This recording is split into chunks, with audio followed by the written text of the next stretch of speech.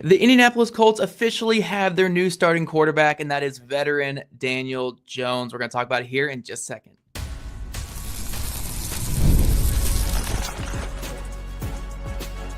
You are Locked On Colts, your daily Indianapolis Colts podcast. Part of the Locked On Podcast Network, your team every day. Hello, everyone, and thank you for tuning in and making us your first post-announcement listen of the day. This is your daily podcast covering your Indianapolis Colts, part of the Locked On Podcast Network, your team every single day. Today's episode is brought to you by our friends over at Gametime. Download the Gametime app, create an account, and use code LOCKEDONNFL for $20 off of your first purchase. Hello, everyone. My name is Zach Hicks, your resident film nerd of horseshoehuddle.com, and my partner, Jake Arthur, is our credentialed boots on the ground. Our boots on the ground here had a pretty busy day today at the Colts facility, covering a press conference that decided the future of the Colts for this upcoming season, as Shane Steichen announced that Daniel Jones will be the starting quarterback going forward. According to Shane Steichen, this is not a short leash type thing. Obviously, when you make a decision like this, you anticipate the positive aspects of it. So he's going to say that this is for the entirety of the season. We'll see if that looks different if they win one game in September or something. But as of right now, Daniel Jones is the Colts starting quarterback for the entirety of the 2025 season. And we'll see how that changed from there. But Jake, for this first segment, let's get into our instant reactions to this news. Yesterday on the show, you kind of hinted that things were leaning towards Daniel Jones. I tried to read too much into Steichen's comments in the past and say it could be Richardson, and I fell flat on my face with that one there. But they end up going Jones, even though you and I both kind of said that we would have gone Richardson. So what was your overall reaction to the news today? Yeah, I still would have gone Richardson. When I kind of sat and thought about this a little more, I thought about it. I was like, this is Shane banking on Shane more than Shane banking on any particular player, because I think a lot of people in that building still kind of rewind to 2023 and the what ifs and, what happens if we change this. And I think Shane probably wants to get himself back to a lot of the stuff that he probably did, like with Gardner, and just being able to have a quarterback that he could predict a little better and really make it be about the system rather than be about a player, like with Anthony. Like with Anthony, you can ask him to do this and this and this, but at the end of the day, he is going to do a lot of things, whether it's flop or excel, that are kind of based on him just doing his thing. And, I think it's a lot easier for a head coach and play caller to be able to live with the successes and failures if he's got a quarterback that he could predict a little better, if that makes sense.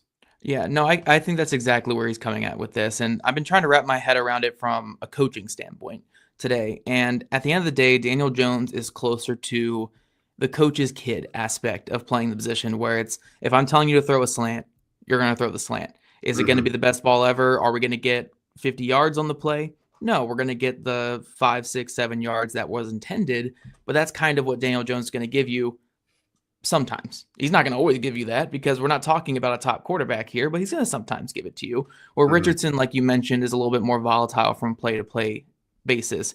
And for me, I understand it from a coaching standpoint, looking at the film of everything Richardson's done this preseason, even and most of last year as well, and say, you know what, I just want someone who can run my offense. But the other part of me is like, look, we are in the AFC with this team right now. The AFC features 7 of the top 10 quarterbacks in the league, or 6 of the top 10 quarterbacks, and each of the top 4 quarterbacks in football are in the AFC. Pat Mahomes has been to the AFC Championship game every single year as a starter in the NFL, so eventually you're going to have to go through these alien quarterbacks. And I'm fine with them admitting that Anthony Richardson's not their guy. I understand being out on Anthony Richardson. But to think that Daniel Jones is your starter is your best chance to throw punches with those type of quarterbacks, that's where I have an issue with a move like this. Like, again, if Jones is coming in here to be your backup quarterback and be a guy that you can rely on while you take a chance with someone else, I'm cool with Daniel Jones. But for him to be like your full-blown starter, what's the peak of this season for the Colts? What the peak of this season is 9-10 wins and flaming out in the first round, or maybe the second round if you face an injured team in round 1. but you're not going anywhere like significant this year. And maybe that's a step in the right direction for this team, but like we're on like year 10 of Chris Ballard, or like we're on year 3 of Shane Steichen, and the young quarterback's not working out. Like, so what's the end goal here? Like, is the end goal just perseverance? Just, try to preserve the job security and survive? And again, like if Richardson's not the answer, that's fine. But if Richardson's not the answer, why did you settle for Daniel Jones this offseason? Like if you had any semblance that Richardson wasn't going to win this quarterback competition, go get Sam Darnold. Go get Geno Smith. I'm not saying those guys help you compete with Pat Mahomes, but they certainly get you closer than Daniel Jones. So yeah, I understand it from a coaching standpoint of just, watching the film the last couple of years and being like, what I got with Minshew in 2023 is a guy who could kind of move my offense and we could win some winnable games that way, where Richardson, I just don't know what I'm getting. But at the end of the day in the AFC, man, you're going against these elite future Hall of Fame quarterbacks all the time. Like these are like legit top tier quarterbacks, three MVP winners in the AFC right now. And Joe Burrow is probably the next guy up, if we're looking at how that award goes. You're not winning these games with a quarterback that you have to stay ahead of the sticks. You have to be in 3rd and 3 at best on 3rd down to have a chance at competing, because if you're getting into 3rd and 10, Daniel Jones isn't completing those passes for you. So yeah, I don't know. I get it from a coaching standpoint. It's just not the process I would have supported, because I think you have to go big or go home in the AFC. And I think you have to just go down with the ship if it's not going to work. You could tell me there's a 0.5% chance of Anthony Richardson getting to the level that you need him to be at, but Jones is going to be at a 0% chance. So he might give you a higher floor to like get you to those 7, 8, 9 wins, but I don't think there's anything above that with Daniel Jones. So that's kind of my instant reaction, is just like, I get it. You're going to probably have more offensive success with Daniel Jones, more consistency with him. But what more are we getting? And I don't think we're getting much more than that. Yeah, it does make you think they probably should have taken a bigger swing if this was the end result, like you said, because what more could Anthony have done? Like the kind of the main reasoning Shane is giving is, it's kind of about the intangibles and being able to, what are guys like at the line pre and post snap, and like making sure guys are in the right spots and being where they're supposed to be, essentially being an extension of the coach on the field, which is fine. But this was kind of set up as a 50-50 winner take all thing. And I mean, this was Anthony's best camp. I've seen all 3 of them so far. I've never been more impressed with him than I have been this summer. His teammates say the same. My colleagues say the same. Like, it's pretty indisputable he's grown this summer. And if the deciding factor was, all of these things at the line and, just the operation of the offense, it's like, well, how much was he going to grow in that area just in a summer? You know what I mean? Like, right. That is one of those things that I think takes reps and more film study and this and that. And so it's like, if Anthony was probably not going to beat a veteran who started X amount of games, then why, like you said, why was Daniel Jones the swing? Sam Darnold could have been an option. There weren't a ton of other guys out there. Like, Jones was probably among the top 2 or 3 guys they could have gotten to kind of fill that role. But like, this is just unspectacular. It's uninspired. Like you mentioned, what's the ceiling there? Like, you might even get into the playoffs. That 4th down in week 18 might flip your way and you get a wild card spot, but you're probably just going to get stomped out without that threat that Anthony Richardson brings you. Like, defenses are going to be able to game plan for Daniel Jones throughout a year. There's just things Anthony could do that you can't game plan for. So yeah. I'm with you. It seems like an end to this that we didn't really see coming because of the reasoning. I think, I guess I didn't love it all coming down to just the intangibles at the line and operating the offense. It's just right. And I guess another part of this is like the inconsistent message from day one then of Shane Steichen's tenure, where, you're talking about the intangibles at the line and being an extension of the coach on the field and stuff. Where was all that when you drafted Anthony Richardson? You knew he wasn't going to come in from day one and be that guy. And you know what? Even if you said like, hey, we can develop that in him. why did he start over Gardner Minshew? Why did he start over Joe Flacco then? If your intangibles are the most important aspect at the line, why has he even seen the field at this point in the NFL? And why can no one give a clear answer as to why there wasn't some sort of like really intentional, detailed plan to get him up to speed? Because Anthony was also like, he had a COVID year in Florida when everything was virtual, essentially. Like, the guy was so far removed from being used to a pro process. Like, why was there not something more intentional done about getting him up to speed? Like, we don't really get that explanation from Shane Steichen. We definitely don't get it from Cam Turner. So it's like, it feels like, as much as Anthony didn't step up and snag this thing, it also feels like they didn't really do enough to get him there either. Yeah, look, at the end of the day, this is not even a Richardson defense here from both of us, because he hasn't been good enough. He hasn't. And the NFL is not for long if you haven't been good enough. So I'm fine with the Colts moving on. It's just the way that this process has been to eventually end up on Daniel Jones as your starter going into week 1 in what is essentially a make or break season for Shane Steichen and Chris Ballard. I just think the process could have been so much better from day one from the Colts in terms of getting someone better than Daniel Jones, or again, like the process since drafting Anthony Richardson, where it's like, if these intangibles are so essential, why was he starting from day 1 or even from year 2 or even year 3? Like, why was he even in a competition here then, if those are the things that you're looking for? So we'll save that for another day, Jake. I'm sure we have plenty of other topics to talk about that. But with Daniel Jones being named the Colts starting quarterback, we're going to dive into what kind of offense the Colts could run this year, what kind of suits this team now that Daniel Jones is going to be the man under center in 2025.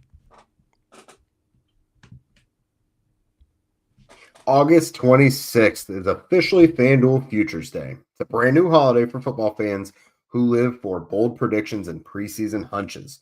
For just 24 hours, FanDuel is giving you deals on NFL season predictions.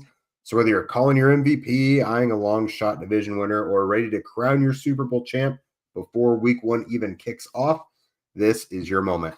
So take a flyer on the MVP race, crown your champion in August, or parlay your division winner dark horses. Visit the FanDuel app today and start planning your future bets now, because Futures Day is one day and one day only. FanDuel, play your game. All right, welcome back, everydayers. What is up with you? We are obviously talking Daniel Jones being the QB1 for the Colts. We just kind of gave our instant reactions, and now we're going to move on to, all right, it's done. Moving forward, what should we expect from this offense? What is Shane Steichen going to do with Daniel Jones as his quarterback? What's the offense going to look like? So, Zach, I know you've been turning this over pretty much all morning now. What is your best guess as to what we might see from this offense with Jones? Yeah, I think there's been a lot of conversation this offseason with Daniel Jones just regarding, like, hey, the situation was so bad in New York, getting to this Colts situation with a better offensive line, better weapons, and all these things around him are going to lead to new career highs for him. And I think to a degree, we could certainly expect him to have a bit of a higher jump in play. I don't think he's going to be as bad as he was the last 2 years in New York. But if we really want to compare him to, say, his 2022 season, which is what Shane Steichen brought up multiple times in the press conference, which, again, in a future episode, we'll go into why it's weird to bring up years ago evidence for why a guy can be forever ago in the NFL. Yeah. Right. I don't think any starter on either team is still left, or on either the Colts or them or whatever. But I digress.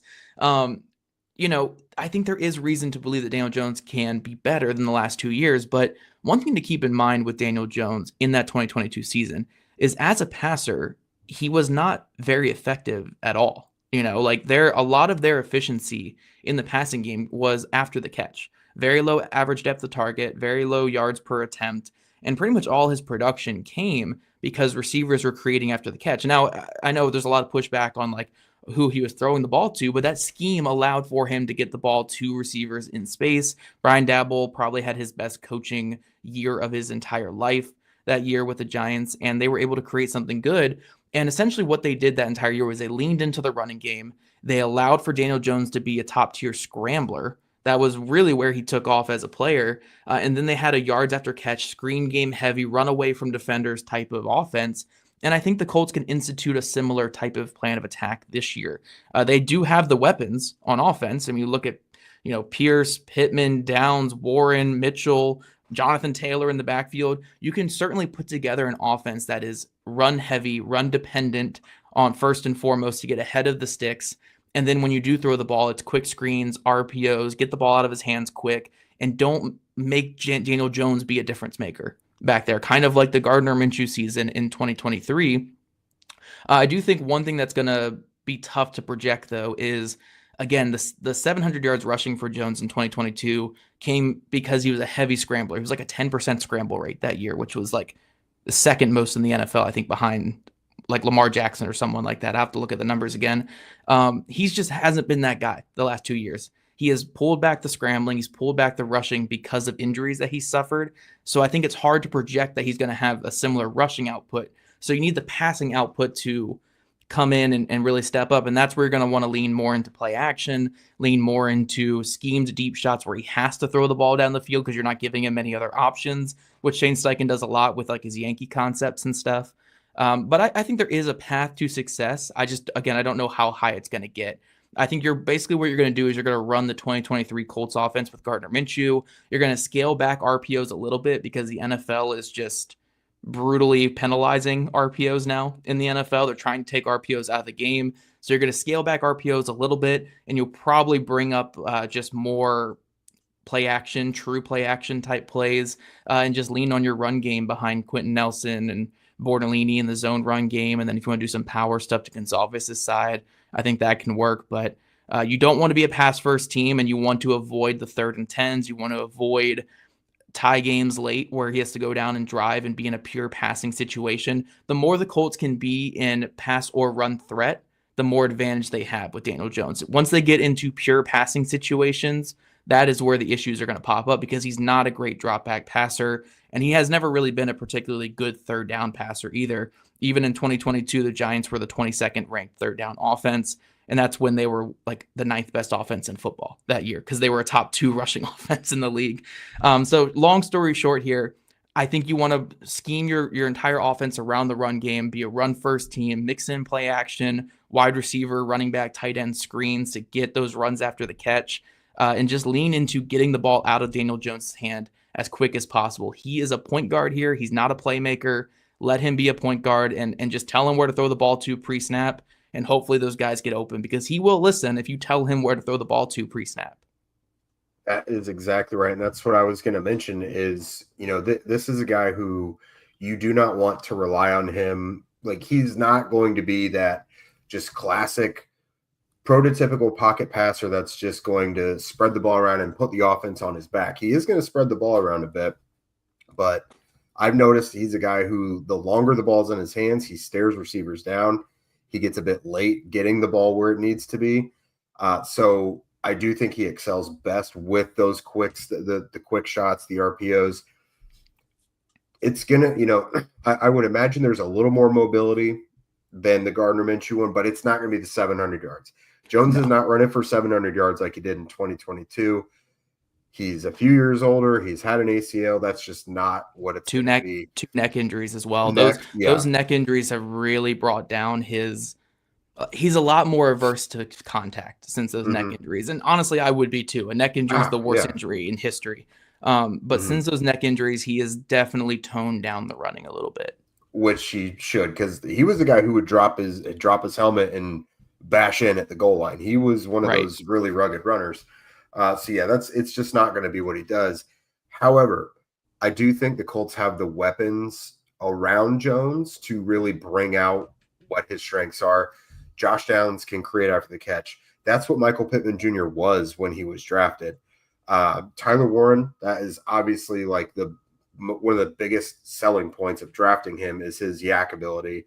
A.D. Mitchell, we think he could do that. If everything gets put together, he obviously has agility and speed. Like, if they can throw that together, he's another one. And then, Alec Pierce, that's not his thing, but that's your Darius Slayton from back with the Giants. That's your deep threat still. So the Colts have guys to do it. I wish Jonathan Taylor was a little better at pass catching because Saquon Barkley was Jones' guy back in that 2022 season.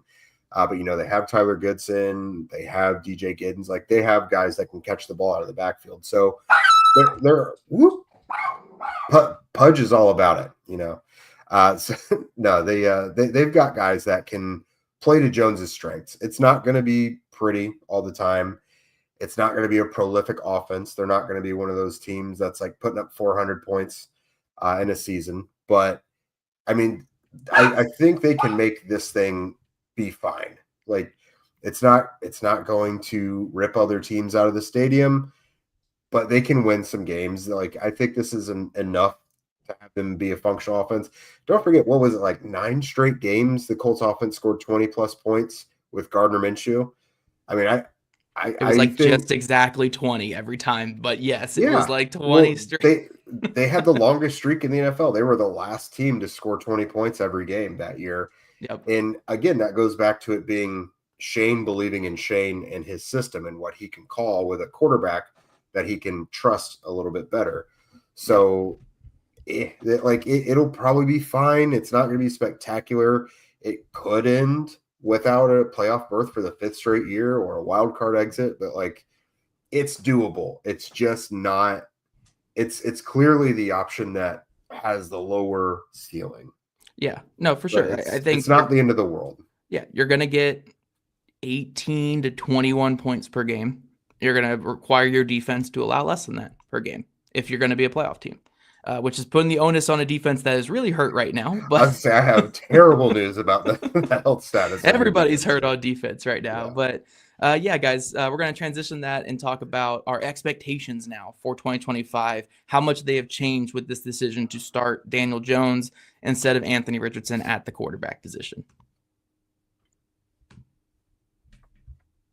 Have you ever decided at the last minute to head to a ball game with friends or family? Maybe it's game day and you suddenly realize that you want to be in the stands. That's exactly where Gametime comes in. It's the easiest way to grab last-minute tickets without the stress. With the money you could save on tickets, you could splurge on food, drinks, merch, or even invite a bigger group to come with you. Gametime makes it all possible. Gametime makes buying tickets fast and simple, as prices on the app actually drop the closer that you get to the first pitch. Plus, their incredible last-minute deals, they got the clear seat views, and their lowest price guarantee takes all of the worry out of buying. Gametime is the official ticketing partner of Locked On MLB, making it easy to browse the app for exciting upcoming MLB games. Whether you're an Indy-based person here looking to go see the Cubs, White Sox, Cardinals, Reds, or even here in Indy with the Indians, I know that's a possibility as well. So again, take the guesswork out of buying tickets with Gametime. Download the Gametime app, create an account, and use code LOCKEDONNFL for $20 off of your first purchase. Terms apply. Again, create an account and redeem code LOCKEDONNFL for $20 off. Download the Gametime app today. Last minute tickets, lowest price, guaranteed. Expectations, Zach. That's what we're talking now. That's what we're talking everydayers. And judging by my responses on Twitter, expectations have never been more bleak. But let's be, let's put a realistic light on it. Again, it's not the end of the world. It's not the option that a lot of us thought would be, in the team's best interest. But this isn't a team that's about to go 4-13 either. You know what I mean? They're not going to go 13-4, but they're not. I don't think they're going to be picking in the top 5 either. You know what I mean? Like, yeah. I do trust what Jones can be with Steichen and with these guys on offense. I am a little more iffy with the fact that the interior offensive line is going to be maybe leaking things at Jones rather than Richardson. But overall, like, I think this team is in between 6-11 and 10-7 is probably what we're looking at. Yeah, I think that's the fair way to look at it. I will say I do think that they are like 2 injuries in the trenches away from being a top 5 picking team. That might be the case. I mean, like I think that there's present setting. Right. I just think that they are closer to being a top 5 picking team than being like a contender. Like, I don't know any way that this turns into a contender for them this year. But I don't think they're going to be as bad as some of the hyperbole I've seen from people on social media today saying like, oh, Jones is going to lead them to 4 or 5 wins. I don't think that they're going to be that bad with Jones. I think he's just going to be another Gardner Minshew type season that we got. And I think that's kind of what the Colts are hoping for. You get another Gardner Minshew type season, and you get one or two more lucky bounces than what you got in that season with Minshew that can get you into the playoffs. And then once you're in the dance, you have a chance to do anything. I think that's what they're hoping for here. Again, do I agree with it? No, I don't agree with it whatsoever. I think you got to swing for the fences in the AFC, but I understand for perseverance sake, in terms of Steichen and in terms of Chris Ballard just trying to save their jobs here and getting back to what worked with Gardner Minshew in that 2023 season. But yeah, that's kind of my expectations as well, Jake. I think like 6 to 10 wins. Last year the Colts were 7-5 in one-score games, and one thing that a lot of betting people do is if you reverse that number, because one-score games are so finicky in the NFL. So essentially, if you're a betting man, if a team is really good in one-score games one year, odds are the next year they're going to regress and not be very good in one-score games. So you can say the Colts last year were as good as anywhere from 6 to 8 wins, essentially. They finished with 8. They were like a 6-win team if you reverse the one-score games. I think that's perfectly fair for this Colts team. I think they're a little bit better on paper, but again, injuries can derail everything.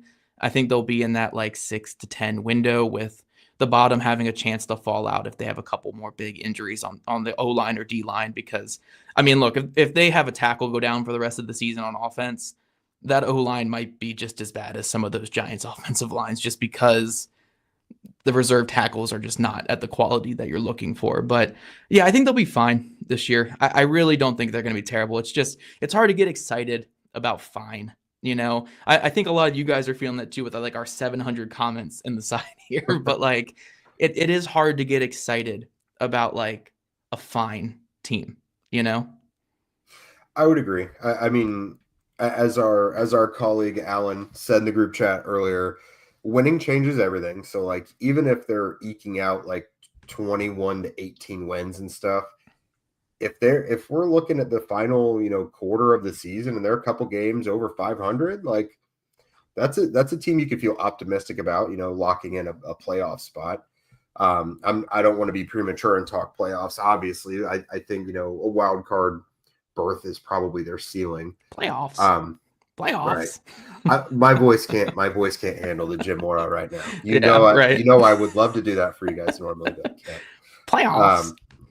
You nailed it. See, I nailed it. No, let's take it away from the offense real quick though. Like, number one, please God, like, stop the injuries on defense. But like, there are some positive enough things on the defensive side of the ball where I'm optimistic that can help carry it. Like, I like that Jonathan Taylor is your running back and that you've kind of bolstered things with Goodson and Herbert and Giddens, even though, again, half those guys are banged up. And then defensively, Charvarius Ward's there, Cam Bynum's there. You hope for an uptick in production from Latu. Like, maybe Xavier Howard can give you something. Like, if he could be an average cornerback, I think that would be fine, considering Jalen Jones gives you that as well. So, I mean, there are things to be optimistic about, but it all circles back to just fine. Like, if there weren't all those injuries on defense, I would feel great about the defense. But with the injuries, I feel fine. And then on the offense, it's just they just might be like a totally incognito 10-7 team that gets into the wild card spot, and no one nationally knows a dang thing about them, because there's just like, they're very like just a milquetoast team. But like you mentioned, you get into the playoffs, anything can happen. That's really the only goal.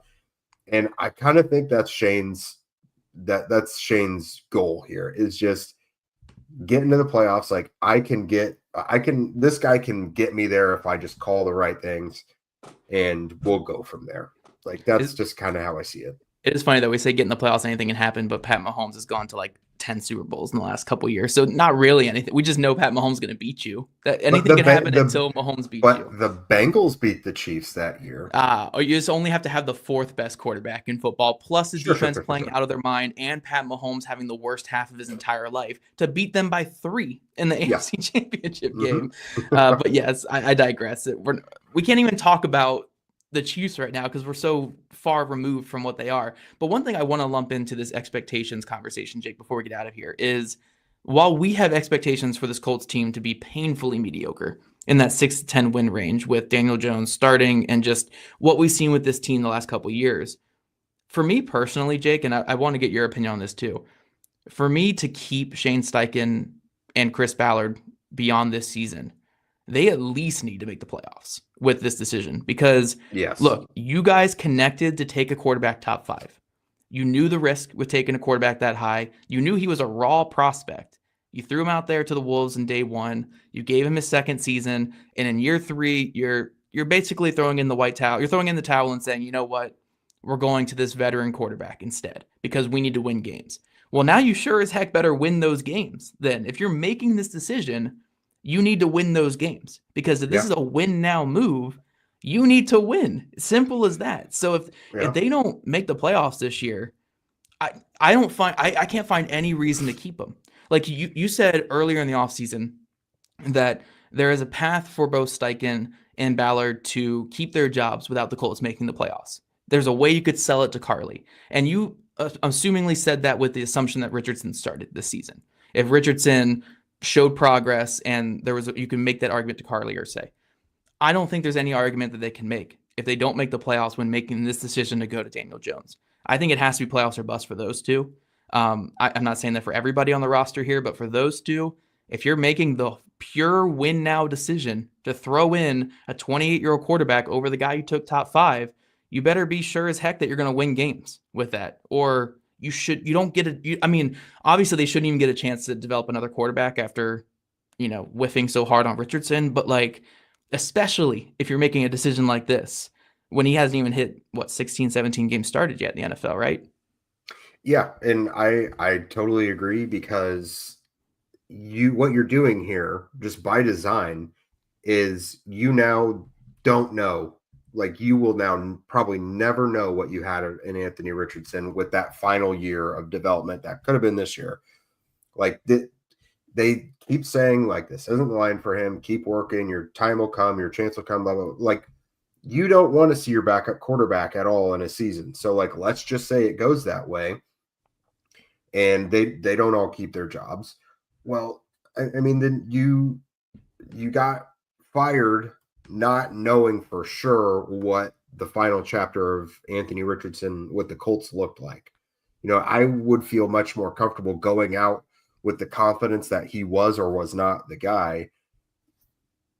This is just unspectacular. Even if Daniel gets you into the playoffs, what's he got to show you to earn the confidence to be the quarterback in 2026? Because you're still probably on the quarterback carousel after this season, even if you make the playoffs. Right. The Vikings the Vikings just made the playoffs with Sam Darnold, who everyone is hoping Daniel Jones is Sam Darnold this year. Sam Darnold's not the quarterback there anymore.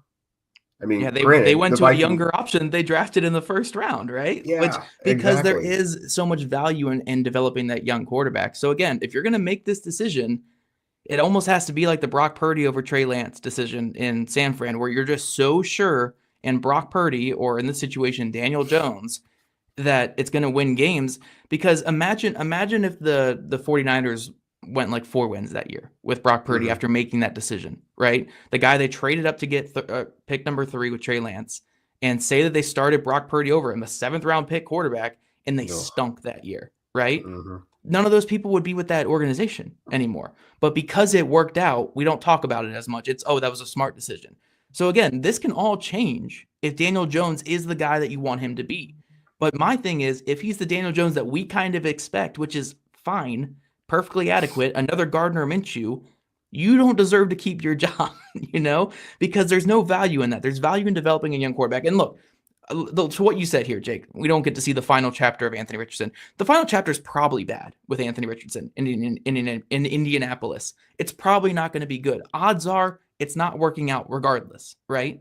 But again, to me, the 1% chance that it works out is still more valuable than another run at the Gardner Minshew season we got a couple years ago. That's just my perspective on it. I'm not the one trying to keep my job over this, though. So you guys can let us know in the comment section, but I think we've kind of talked our way through every single topic on this, Jake. We'll have plenty of topics in the next coming days. I think this will probably I mean, we do have a preseason game coming up, but I think this is the more pressing matter than the preseason game. So A preseason game in which Anthony will not play. Yeah, right.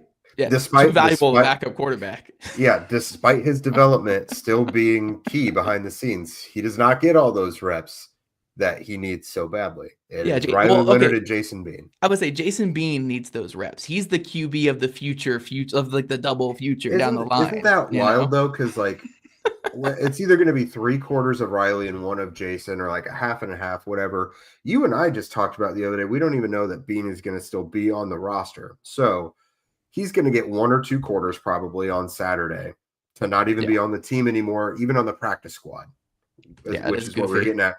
Whereas Anthony, who now has all the time in the world to get whatever reps you want to give him, is not going to get reps in this preseason game. Like, that's why he's not your starter week 1. Like, I know you're getting like a crazy amount of injuries, but like, he's not your starter. You're not protecting. You're not protecting Anthony Gould or Ashton Doolin in this game. Maybe, I don't know. I mean, as receivers, they have a special teams thing, but like, it's just weird. I don't know. Yeah. Well, that is all we have for today. We'll have plenty more to talk about with Daniel Jones, because this is the year of Daniel Jones here on Locked On Colts. We get a whole season of Daniel Jones, at least for the time being. So we do want to thank you guys for making Locked On Colts your first listen today and every day. NFL fantasy draft season is also here. So for your second listen, go find Locked On Fantasy Football Podcast with hosts Vinny Iyer and Michelle Majuk. Listen every day to prep for your fantasy draft and become the most informed manager, so you can take home your league's trophy this season. Find Locked On Fantasy Football on YouTube, wherever you listen to your podcast. If you guys want to become a Locked On Colts insider and chat with us directly and get that insider scoop, follow the link in our show notes. And if you don't already, make sure you're following at Locked On Colts, at Jake Arthur NFL, and at Zach Hicks too, all on socials. Also subscribe to us on YouTube or wherever you get your Colts podcast. Have a great day, and we'll see you guys back here tomorrow afternoon.